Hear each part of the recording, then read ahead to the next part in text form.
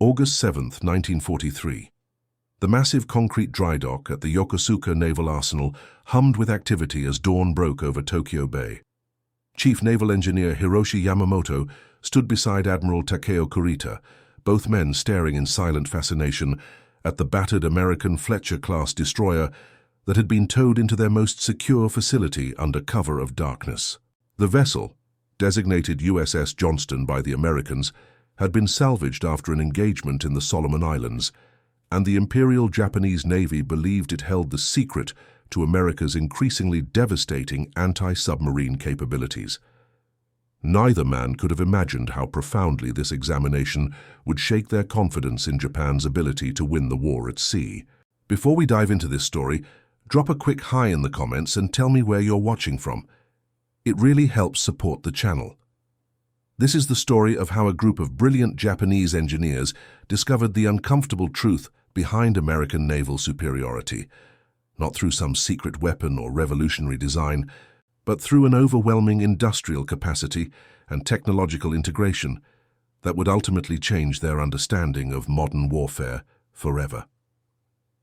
Commander Hiroshi Yamamoto had spent 15 years designing warships for the Imperial Japanese Navy. A graduate of Tokyo Imperial University, with additional studies at the Massachusetts Institute of Technology, before relations between Japan and America had deteriorated, he prided himself on knowing every detail of naval architecture and marine engineering.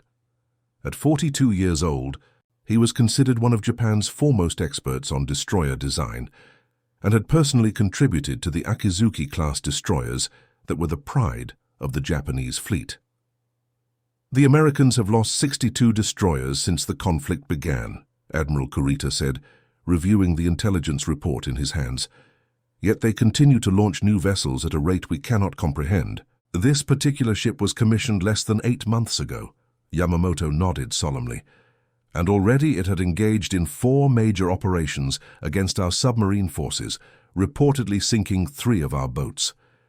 He did not need to state what both men knew, that Japan could not replace submarines or their experienced crews at anything close to the rate they were being lost. "Find out how they are doing it," ordered Kurita.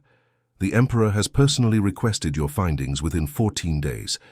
Lieutenant Toshio Nakamura, Yamamoto's deputy and a specialist in sonar technology, joined them as they boarded the captured destroyer. At 34 years old, Nakamura had studied electrical engineering and acoustics at Kyoto University. Before the war, he had worked briefly with American and British scientists on early sonar development. His expertise would be crucial to understanding the American vessel's detection systems. "We should begin with the Bridge and Combat Information Center," suggested Nakamura. "American destroyers operate differently from ours. Their command structure and information flow might reveal tactical advantages." The first surprise came immediately. The bridge of the Fletcher-class destroyer was spacious compared to Japanese equivalents, with clear visibility and numerous communication stations. But it was when they descended one level to the Combat Information Center, the CIC, that both men stopped in their tracks. "What is this place?" whispered Yamamoto, looking around at the darkened compartment, filled with radar screens, plotting tables, and dedicated communication systems, all in one centralized location. Lieutenant Commander James Sullivan, a former naval attaché who had been brought in to provide context on American naval procedures, explained, "This is where the Americans fight their ship. All information flows here: radar, sonar, visual spotting, radio intelligence, and all combat decisions are coordinated from this single room." Yamamoto exchanged glances with Nakamura. Japanese destroyers had nothing comparable. Their operations were conducted from separate stations throughout the vessel, with communications relayed by messengers or voice tubes. Information delays of 30 seconds to 2 minutes were common, an eternity in anti-submarine warfare. "How many men operate this center during combat?" asked Nakamura. "Typically 15 to 20, replied Sullivan, each with specialized training but capable of understanding the overall tactical picture. Over the next 3 days, Yamamoto's team of engineers meticulously examined every aspect of the American destroyer. They measured compartments, studied pipe fittings, electrical systems, and propulsion machinery. What they found was both reassuring and deeply troubling. Their basic hull design is not revolutionary, Yamamoto reported during the evening briefing to Admiral Kurita.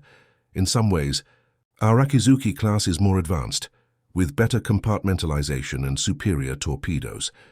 Then why are they so effective against our submarines? Demanded Kurita.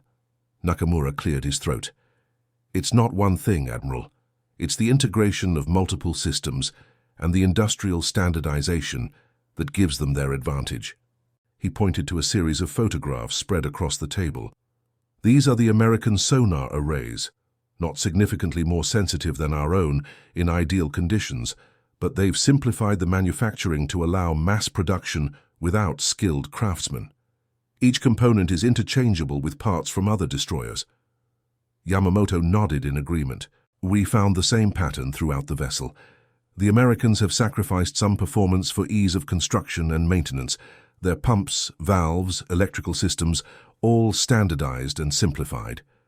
Admiral Kurita's expression darkened. You're telling me their advantage is quantity over quality?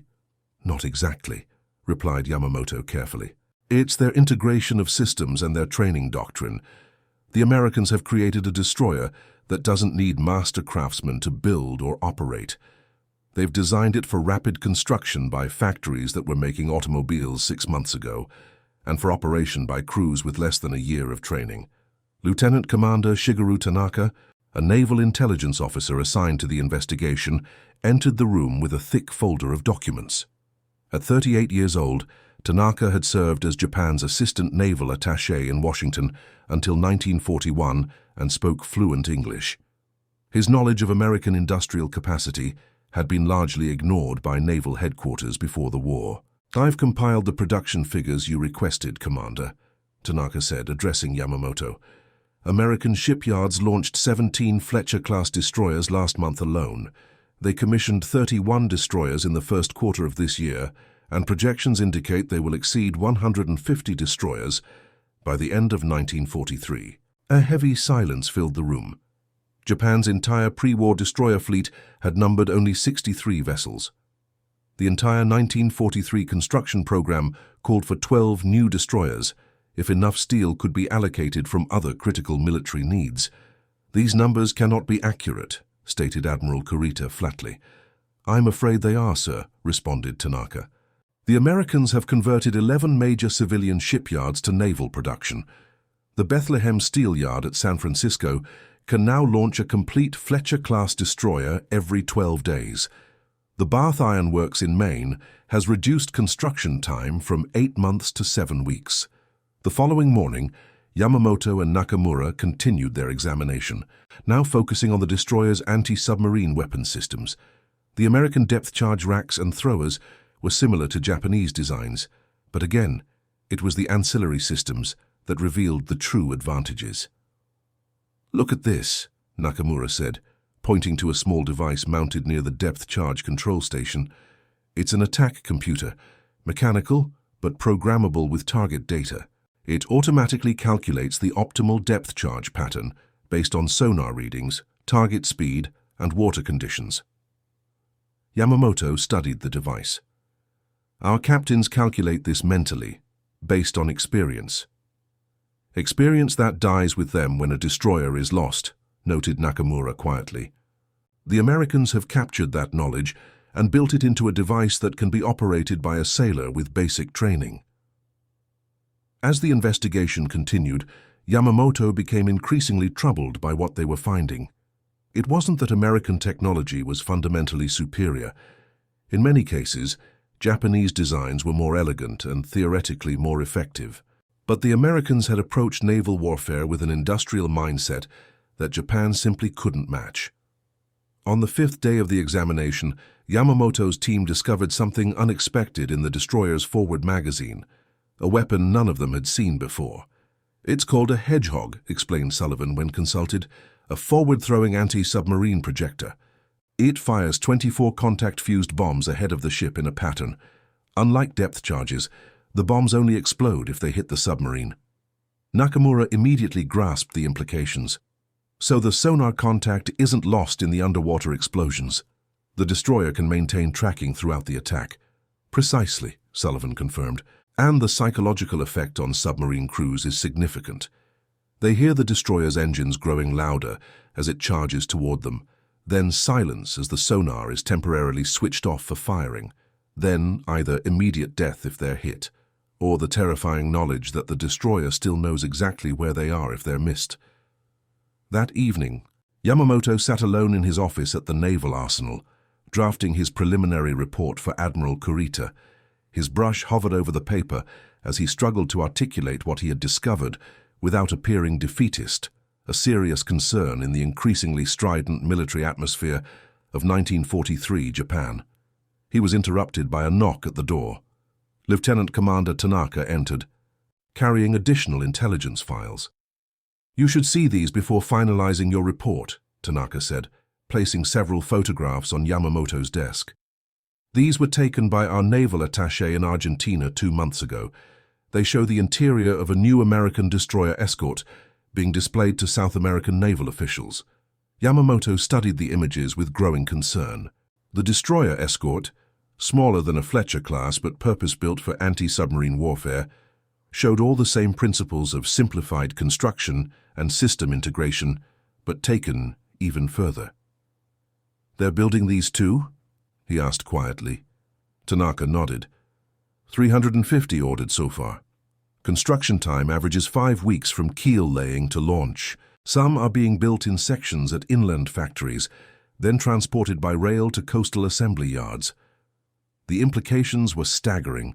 While Japan struggled to replace combat losses, America was not only making up for their destroyed vessels, but exponentially increasing their fleet size. The next morning, Yamamoto called his entire team together in a secure conference room adjacent to the dry dock. In addition to Nakamura and Tanaka, he had assembled Lieutenant Kenji Hayashi, an expert in metallurgy and materials science, Warrant Officer Ichiro Sato, a veteran sonar operator with extensive submarine hunting experience, and Commander Takashi Watanabe, a naval architect who had trained in Germany before the war. "We have been approaching this investigation from the wrong perspective," Yamamoto began. "We've been looking for a secret weapon or revolutionary technology that explains American success against our submarines. There is no such silver bullet. Their advantage lies in their industrial approach to warfare." He turned to a large chalkboard and began to sketch the organizational layout of the Fletcher-class destroyer's Combat Information Center. The Americans have created a system of warfare that can be mass-produced, both in terms of the vessels themselves and the crews that operate them. They've recognized that in modern naval combat, the speed of information flow and decision-making is more important than individual ship performance. Nakamura spoke up. "I've analyzed their sonar training procedures from documents found aboard. Their sonar men train on standardized equipment using recorded submarine sounds. They can identify different submarine types by the acoustic signature before they even begin service at sea. Our operators learn entirely through on-the-job experience. The same applies to their damage control procedures," added Commander Watanabe. "Every American sailor, regardless of specialization, receives extensive firefighting and damage control training. Their ships can absorb significant damage and remain operational because repair is part of everyone's job, not just specialized damage control teams." Warrant Officer Sato, who had spent the past 2 days interviewing Japanese submarine commanders about their encounters with American destroyers, shared his findings next. "Our submarine captains report that American destroyer tactics have evolved rapidly since 1942. They no longer hunt alone, but in coordinated groups of 3 to 5 ships, maintaining constant sonar contact with each other. When one detects a submarine, they execute pre-planned search patterns that leave no escape route. Some report facing continuous pursuit for up to 72 hours by rotating destroyer groups." Lieutenant Hayashi then presented his analysis of the American vessel's construction materials. "They're using standardized steel plate thicknesses throughout, even where varying thicknesses would be more efficient. This allows for mass production without specialized rolling mills. More surprisingly, they're using significant amounts of aluminum and even reinforced plastics in non-critical components to conserve steel for essential elements." As the discussion continued, a comprehensive picture emerged that was far more concerning than any secret weapon would have been. The Americans had transformed naval warfare from a craftsman's art to an industrial science. They had recognized that the complexity of modern naval combat exceeded the capacity of traditional command structures and had developed new organizational systems to manage information flow and decision-making. That afternoon, Yamamoto presented his team's findings to Admiral Kurita and several members of the Naval General Staff, who had flown in from Tokyo. The mood in the room grew increasingly somber as Yamamoto methodically outlined the fundamental advantages the Americans had created. "In conclusion, gentlemen," Yamamoto said, "the American advantage in anti-submarine warfare stems from four main factors. First, their industrial capacity and standardization allows them to replace losses at a rate we cannot match. Second, their combat information centers provide superior situational awareness and decision-making speed. Third, their training systems allow them to create effective crews without years of experience. And fourth, their weapons and sensors are designed for ease of use rather than theoretical performance." An uncomfortable silence followed his presentation. Finally, Admiral Kurita spoke. "What would be required for us to adopt similar approaches?" Yamamoto had anticipated this question. To match their industrial model would require a fundamental reorganization of our shipbuilding industry and supply chains, essentially rebuilding our industrial base during wartime. Their organizational advances, the CIC concept and integrated information management, could be implemented more quickly, perhaps within 6 months to a year, though with significant retraining of personnel. Vice Admiral Matome Ugaki, Chief of Staff of the Combined Fleet, who had remained silent throughout the presentation, finally spoke up. "You're suggesting we abandon our traditional approaches to naval warfare and copy the Americans?" Yamamoto chose his words carefully. "I am suggesting, Admiral, that we must recognize the nature of this conflict has changed. The Americans are fighting an industrial war while we are still fighting a traditional naval war. Their approach is better suited to the current global conflict."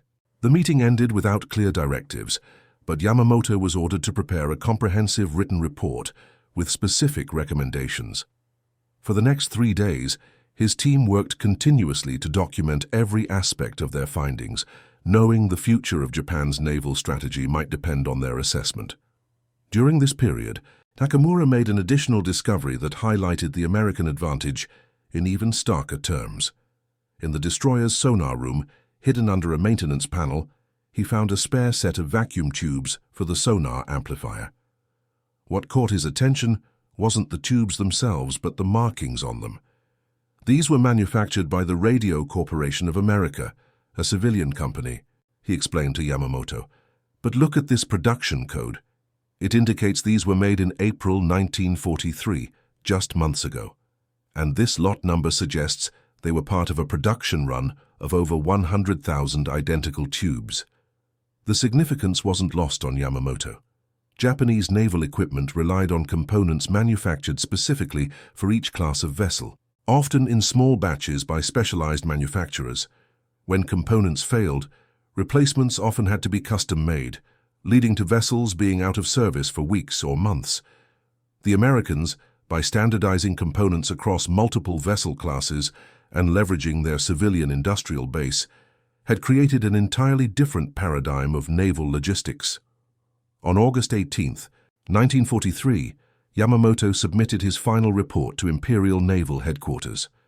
The 60-page document detailed every aspect of the Fletcher-class destroyer's design, construction, and operational philosophy, along with specific recommendations for Japanese naval strategy.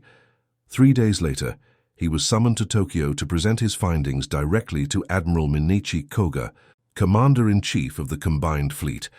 The meeting took place in a secure conference room at Naval Headquarters, with only Admiral Koga's Chief Intelligence Officer, Captain Sadatoshi Tomioka, also present. Admiral Koga, who had replaced Admiral Yamamoto, no relation to Hiroshi, after his death in April, was known as a pragmatic strategist. He listened impassively as Commander Yamamoto summarized his report. "Your assessment is clear," Koga said when Yamamoto had finished. "But your recommendations are troubling. You suggest we should essentially concede mastery of anti-submarine warfare to the Americans and focus our remaining submarine fleet on specific high-value targets rather than merchant shipping. Yes, Admiral, replied Yamamoto steadily. Our current submarine casualty rates are unsustainable. The Americans commissioned 82 new destroyers in the time it took us to commission 7.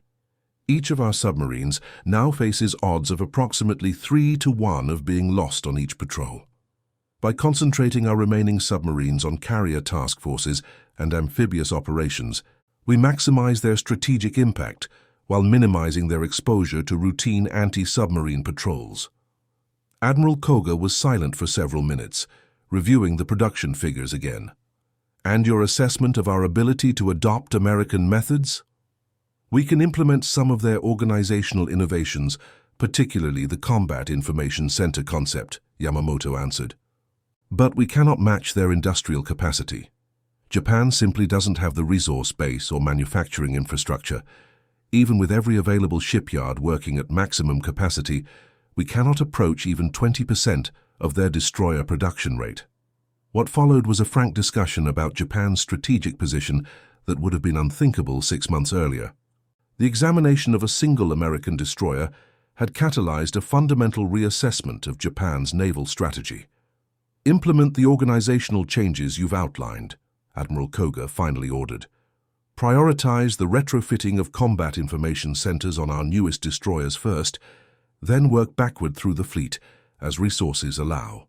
I will take your strategic recommendations under advisement. As Yamamoto prepared to leave, Admiral Koga asked one final question. In your professional opinion, Commander, what would the Americans do if they captured one of our destroyers? Yamamoto considered the question carefully. They would study it, Admiral, but I doubt they would find anything that would significantly change their approach. They already have the advantage and know it. Perhaps they would be impressed by some of our technical solutions, but they would recognize that our craftsmanship, while superior in many ways, is not scalable to their level of industrial production. Admiral Koga nodded slowly. That is the heart of the matter, isn't it? Our naval tradition values the perfect over the adequate, the masterpiece over the mass-produced. But this conflict has evolved beyond our traditional understanding of naval warfare. Over the next 6 months, Commander Yamamoto led the implementation of new command and control systems on Japanese destroyers, starting with the newest Akizuki-class vessels. Combat information centers were installed, sonar operators received standardized training, and anti-submarine tactics were revised based on American examples. These changes improved Japanese anti-submarine performance, but they came too late to alter the overall trajectory of the naval war. American industrial output continued to accelerate throughout 1944, with Fletcher-class destroyers being supplemented by new Sumner and Gearing-class vessels, incorporating lessons from combat experience. Lieutenant Nakamura, who had been promoted to lieutenant commander for his work on the investigation, led a parallel effort to improve Japanese sonar technology and training. By early 1944, he had established Japan's first standardized sonar operator school at Yokosuka, using training methods adapted from what they had learned about American practices. We've reduced basic operator training time from 6 months to 6 weeks, he reported to Yamamoto in February 1944, and their detection performance is actually superior to our traditionally trained operators. The standardized approach removes individual variations in technique. But even as these organizational improvements were implemented, Japan's strategic position continued to deteriorate.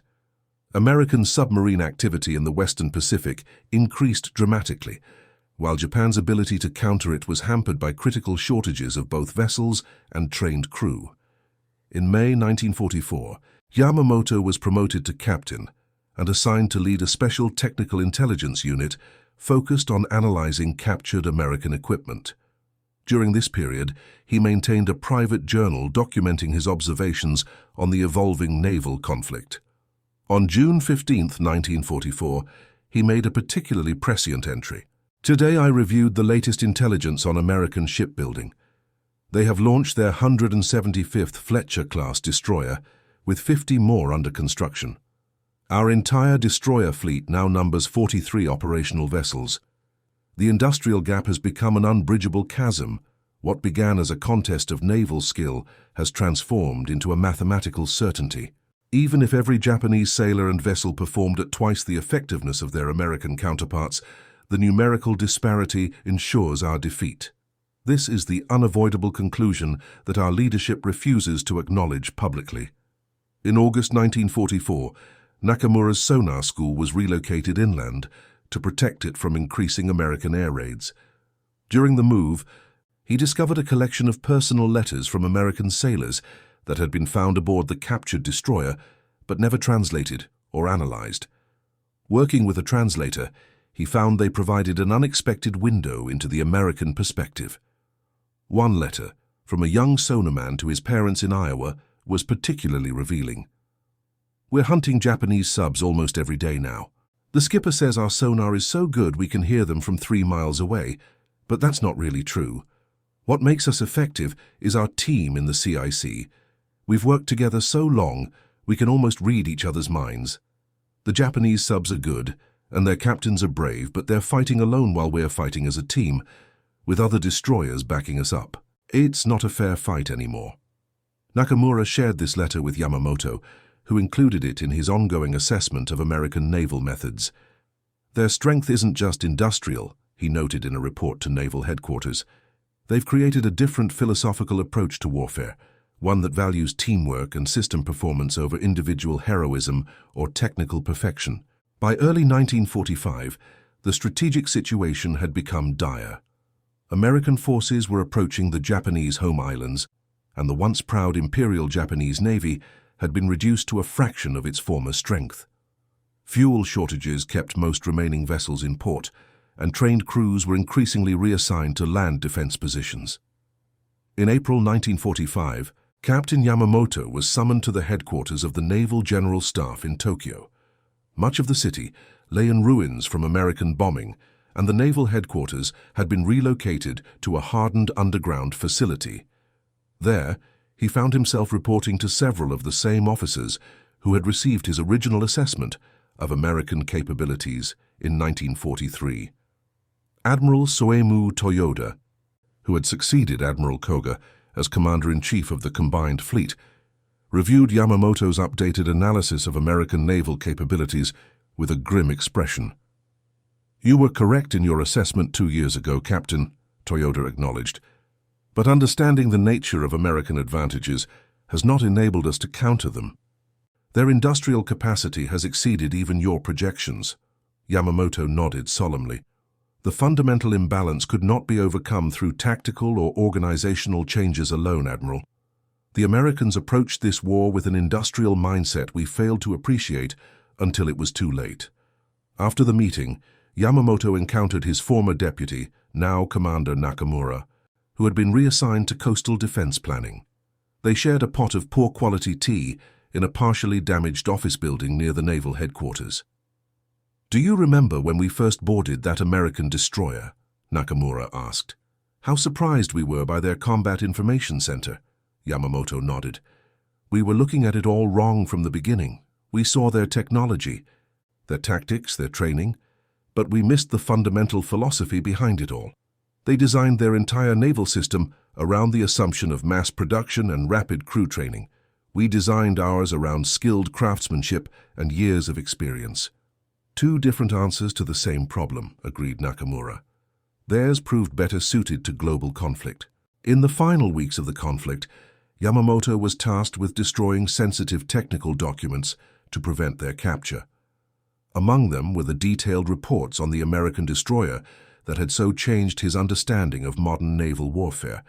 Before consigning them to flames, he spent one last night reviewing the complete file, reflecting on how a single captured vessel had revealed the future of naval warfare, a future that had arrived too quickly for Japan to adapt. The Fletcher-class destroyers continued to serve as the backbone of the American anti-submarine effort throughout the war. By its end, American shipyards had produced 175 of these vessels, more destroyers than Japan had constructed in its entire naval history. Their standardized design, integrated combat systems, and industrial construction methods revolutionized naval warfare and established patterns that would influence warship design for decades to come. The lessons learned from the captured destroyer eventually spread beyond anti-submarine warfare. Japanese naval architects and engineers applied similar principles of system integration and standardization to other aspects of naval design, though too late to influence the outcome of the conflict. However, these concepts would later influence Japan's post-war industrial redevelopment, particularly in shipbuilding and electronics manufacturing.